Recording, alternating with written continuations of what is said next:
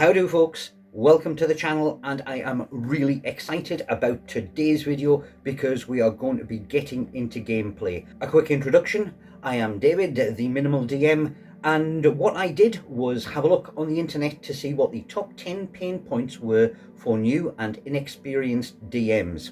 I'm here to give you some hints, tips and tricks on how to get around those problems. Now, as the thumbnail suggests, today we are going to be looking at balancing your party encounters. Some of it can be quite simple. If you've thrown some monsters at your party and they're going down a little bit too quickly, yeah, they are doing some damage, but you want that encounter to stretch out just a little bit longer, add some reinforcements.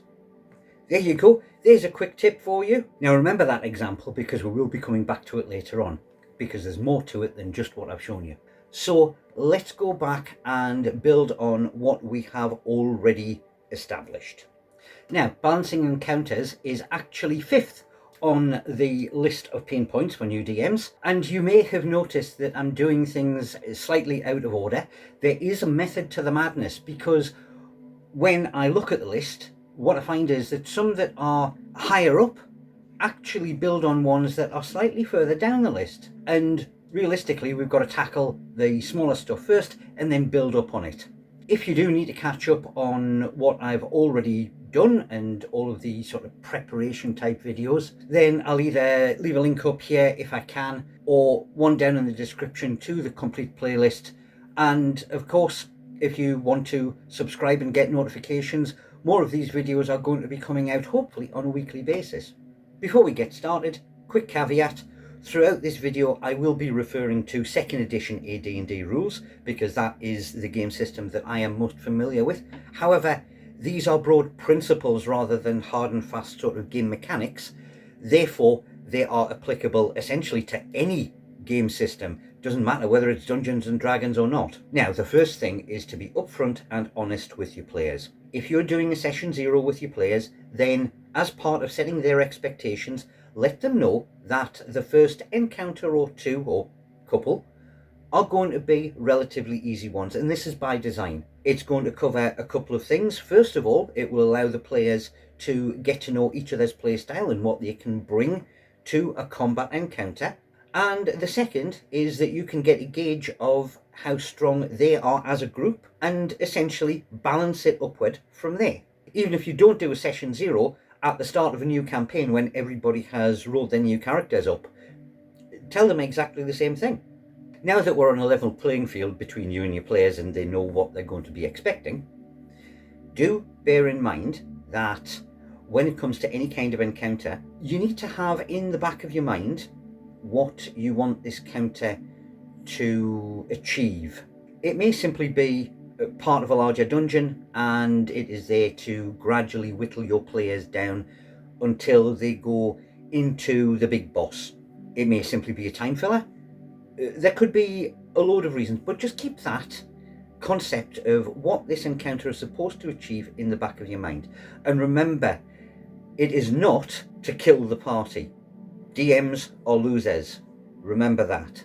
The aim of any encounter is certainly to make it memorable, push your players, quite possibly let them know that they have been in a fight, but at the end of the day they should be able to overcome this encounter. It just depends on how quickly you're willing to let them get past it. Now, when you're preparing that first encounter or that first couple of encounters, have a look at what the party consists of, have a look at the monsters that you have available in the module, try to work out what you need to get a nice even 50-50 fight where it could go either way, and then half your forces. That way you have allowed yourself plenty of leeway in order to make sure that the party doesn't get wiped out the first time they draw blade. So as an example, in 2nd edition AD&D, an orc is a 1-hit dice creature. Your first level characters each count as 1 hit dice each, so if there is a party of 4, then 4 orcs against them should be quite a 50-50 fight. Make it 2 orcs. See how your party goes up against them. Now, it could be a case where the magic user simply sees 2 orcs, cast a sleep spell, and that's it, encounter over, nobody else gets to do anything. Well, that's fine. For the next one, those 2 orcs are handled by the magic user. What does the rest of the party do? Add another couple of orcs. So, if the magic user is taking care of those 2, your other party members have 2 to deal with. It's no longer half numbers because you've taken sort of like the magic user out of the equation. Let's see how the party does on a 3-on-2 fight. Now that is the kind of mathematical way to do it, and it's not a bad starting point. However, you're a DM. You have far many more tricks in your arsenal. So let's start going through some of them. Now, let us go back and have another quick look at that first example that I showed you. Yes, we've just covered the mathematical thing of adding more monsters to the encounter, just to balance things out. And when we did this one, we kind of did it on the fly. We had an opportunity with a doorway and we simply added monsters in. However, from your player's point of view, we've added another element for them to start taking into account. And that does tip the balance of the encounter. We've added the fear of the unknown. Now, originally, when they saw these goblins in the corridor, there was only 4 of them, and then suddenly a door opens and another 2 have appeared. Are there any more in that room? Are there going to be reinforcements coming from somewhere else?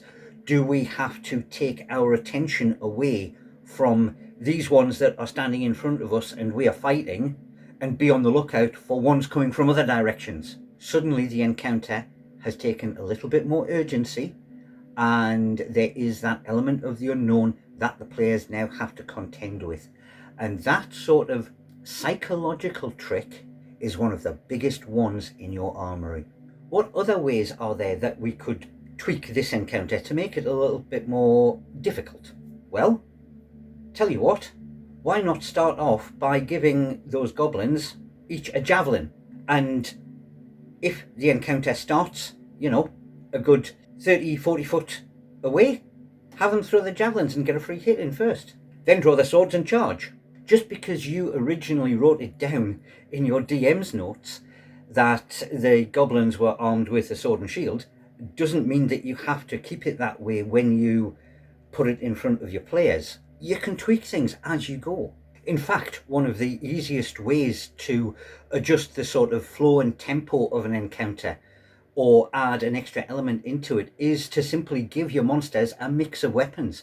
If you had a group of goblins, ones with short swords at the front, some with spears that can fight from the second rank and, get multiple attacks on a single character, plus a couple of archers at the back, taking targets of opportunity, that adds a completely different tactical dimension to the encounter, and it can act as a really good balance. And from there, we are getting into the realms of another one of your big tools in your armory. It's called common sense. Goblins or orcs or any of the monsters in the D&D realms have civilizations of their own, whether it's villages, towns, cities, underground dwellings, whatever. They have been successful and they have evolved into huge cultures in and of their own right. There's even complete humanoid rulebooks to give backstory and culture and deities and all that kind of thing.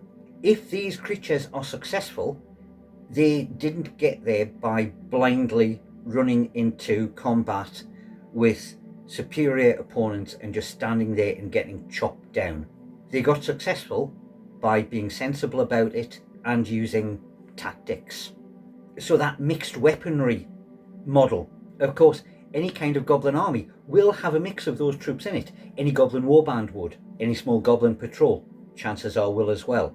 So there is not going to be anything that looks out of the ordinary. It's simply the fact that you're no longer playing dumb monsters that are there to be cut down by your heroes and gain them experience and gold.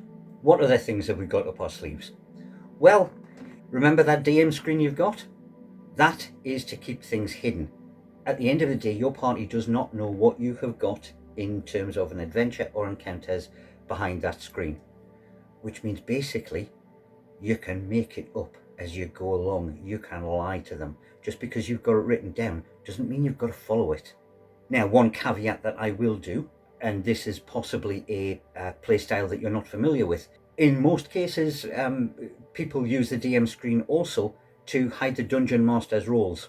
We don't. We always make our dice rolls, whatever they are, player or DM, out in the open so that everybody knows exactly what is going on. And that does, for us, negate one of your tactics. Your goblin takes a swing at the fighter, you've rolled a 1. Okay, that's a hit for 4 points of damage. That'll balance an encounter. You do have the option of fudging the dice rolls, and this is an old tactic, when the need suits. If your last party member is down to his last hit point and you've just rolled a natural 20, it's a miss. Unless, of course, you are going to be going with the capture rather than kill method and leading off into a sort of dungeon escape type scenario, which is always a possibility. Fudging dice rolls, however, is a very legitimate way of balancing an encounter, just to make it get to the point where, yes, your players know they've been in a fight, however, they do manage to overcome it. If, however, you're using the open dice roll method that we do, your tactics have to change ever so slightly. And that's not necessarily fudging the dice roll, but it's actually fudging the stats that you have written down. Take this example. Our big brave warrior squares up against the goblin and goes, "Mwah! That's a hit!" And I roll maximum damage with my skill and strength bonus. I use my great axe and I cleave that goblin in twain. Watch very closely. That's nice. He definitely felt that one. You've staggered him a bit, but he braces himself, snarls, and he's coming back in. Now, at this point, your fighter's probably sitting there thinking, hang on a second, I know goblins are only half hit dice monsters. I've done about 5 times the damage needed to kill it. Remember the fate? That's nice. In fact, here's some homework for you. Ask your friends and family what kind of expression or phrase or anything like that you tend to use when you know something that they don't and you're being smug about it. Then go and practice it in the mirror. That particular one that I've just been using, that's one of the ones that the wife employs on me, normally by, that's nice. And it's normally following on from me being a bit of a knob. However, let's not get into that. The point is, if you employ something like that in the middle of a combat, you're signposting the fact that you know something that your players don't. Again, you've put into them fear of the unknown. And let's face it, a goblin that can stand up to a hit like that, there's got to be something special about that goblin. And they're going to be very, very wary from this point on. Of course, along with that goes minor tweakings of stats and things like that. When we're talking about races like goblins and orcs and that kind of thing, yeah, they do have warriors, a warrior caste that is part of the civilization. So why shouldn't they have extra bonuses from things like weapon specialization, or maybe it's a bit higher strength because, they're the bodyguard. In some cases, that is actually written into the entry in the monster manual, especially for larger groups. However, there is absolutely no reason why you can't add it in the middle of a game, if you've forgotten it, or just to make the encounter just that little bit more difficult. All of those are minor tweaks that you can use once you've kind of got the hang of what the party can and can't do. You can just tweak it ever so slightly up and tweak it ever so slightly down, just by making your monsters that little bit more believable. A very experienced player of mine once remarked, after having sat in on a couple of my sessions, that in most games he had played in, things like goblins and orcs and kobolds and that kind of thing were essentially, after you got past first level, just dungeon fodder and were there to kind of rack up the experience. Whereas even when they were at sort of 3rd, 4th level, if they came across a group of orcs, they knew that they were going to be in for a violent encounter and they should be treating it with respect rather than just a walkover. And that is the kind of level that you're aiming at. Get your players paranoid.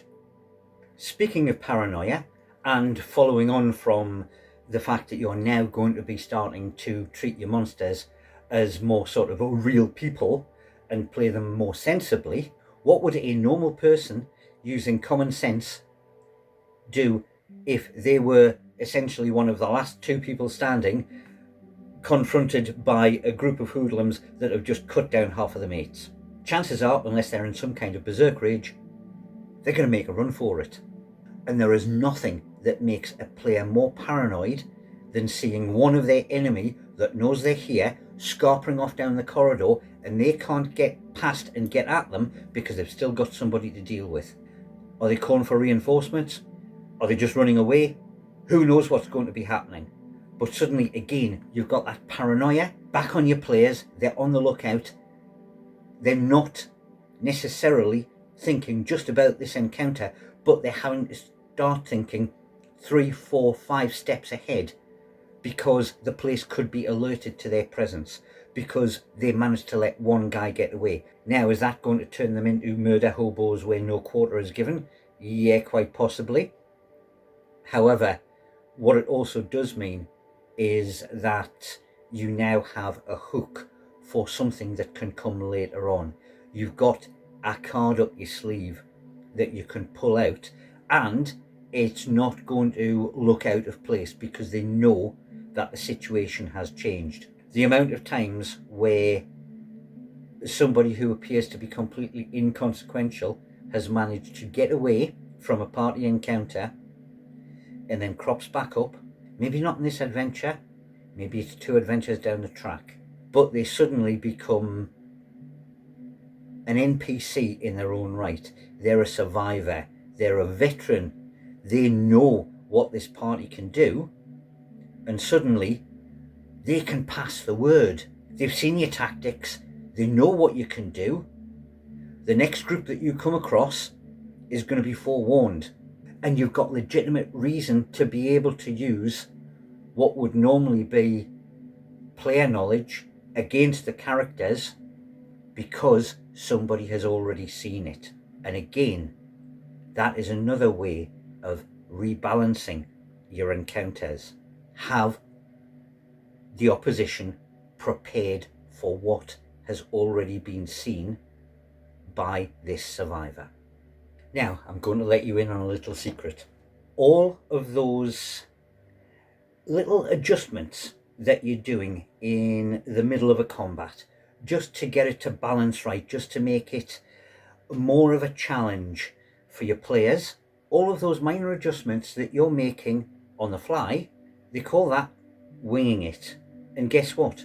Number 4 on the list of pain points for new DMs is the ability to wing it. Start off by practicing that kind of thing with your encounters. Make adjustments on the fly, get comfortable with that, and then we'll start talking about the proper winging it, which comes in at number 4 on the list in the next video. Hope I've given you guys some food for thought. Hope I've given you some useful advice. Try it out in your games.